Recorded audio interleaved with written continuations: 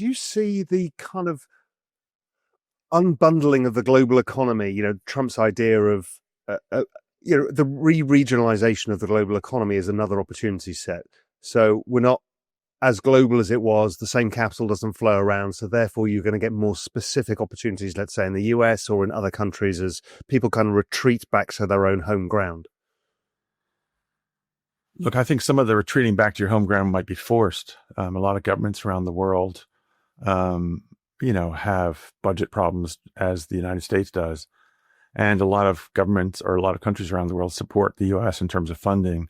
And I think some of that funding has to go back to home countries to support the fiscal needs in those countries. So Russell Napier, who you might know, has done some great work in this area, talking about how capital might be forced home.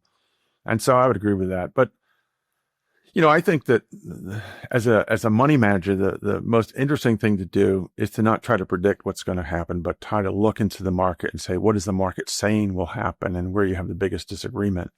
And, tariffs are a great example. All these auto tariffs that are going in place, if you look at some of the original equipment manufacturers in the auto space, one of the companies that's hurt most by tariffs is General Motors. I mean, General Motors, I think something like 40% of their cars are produced in Mexico. Yeah. Some of the producers like BMW that has a facility in South Carolina, and Subaru that sells lots of cars in the mountaintops of Colorado. Even though those are foreign companies, they're not really impacted that much by tariffs because of where they produce, and et cetera. So I think what you need to do is take a look at a lot of these issues that are going on around the world and say, what do stock prices reflect? What truly is impacted by it? But to your question specifically, I think capital will flow home. I think production might be forced back to certain home countries. And I think that's inflationary, quite honestly. I mean, General Motors pays $2.60 an hour for an auto worker in Mexico. They pay $26 an hour for an auto worker in the United States. If you force General Motors to produce more cars in the United States, that's a big difference in labor costs that they have to overcome.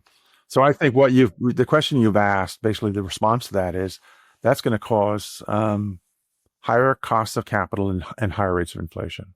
Does that not force companies like General Motors just down the robotics curve, the robotics and AI curve, just because that is going to be the labor arbitrage of the future? Yeah, very much so. We're doing a lot of work in that area today. The great thing about robots is they don't take coffee breaks and they don't get sick, and they can work 24 hours a day as long as you plug them in and you charge them back up. So absolutely. You look at the amount of robots now in Amazon's operations. There's more than people, I think, now. I don't remember the exact number, but I think it's like 700,000 or something ridiculous. And the cost of those robots and the productivity of them are quite high. So yes, I would agree with that statement. Hey, thanks for sticking around to the end. Look, if you enjoyed it, hit the subscribe button and check out the video here on the right-hand side. I'm sure you'll enjoy that one as well. And if you're ready for more, go to realvision.com/join. I'll see you there.